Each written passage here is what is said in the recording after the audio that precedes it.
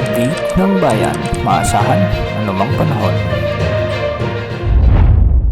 Magandang araw po sa ating lahat. Narito na ang latest update sa lagay ng ating panahon ngayon at sa susunod na 24 oras. Patuloy na nakakaapekto pa rin ang banggaan na malamig na hangin at mainit na hangin o shear line sa eastern sections ng Southern Luzon kasama na ang buong Visayas. Samantalang northeast monsoon o amihan naman ang nakakaapekto pa rin sa may northern at central Luzon. Dahil nga sa shear line, asahan ang maulap na kalangitan na may mga kalat-kalat na pagulan at mga isolated thunderstorms sa buong Visayas, Bicol Region, Mimaropa, Quezon Province at Dinagat Islands.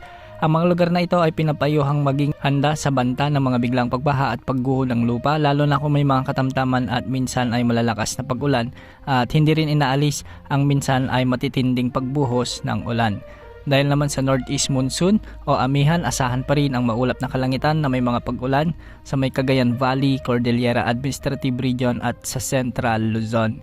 Posible rin ang mga flash floods at landslides dito, lalo na kung may mga katamtaman at minsan ay malalakas na pag-ulan. Sa Metro Manila at nalalabing bahagi ng Luzon, particular sa ilang bahagi ng Ilocos Region at Southern Luzon, ay posible pa rin ang pag-iral ng bagyang maulap hanggang sa maulap na kalangitan na may mga isolated like rains o kalat-kalat na mahinang pag-ulan. Dulot pa rin ng umiiral na northeast monsoon. Sa nalalabing bahagi naman ng Mindanao ay asahan naman ang bagyang maulap hanggang sa maulap na papawirin na may mga isolated rain showers and thunderstorms. Localized thunderstorms naman ang nakakaapekto sa mga lugar dito, kaya posible pa rin ang banta ng mga biglang pagbaha at pagguho ng lupa, lalo na kung may mga umiiral na severe thunderstorms. Para naman sa lagay ng ating mga baybayin, sa northern section ng Northern Luzon ay posible ang hanggang 4.5 meters na mga pag-alon. Sa eastern sections ng Luzon at Visayas ay posible pa rin ang hanggang 3.5 na pag-alon.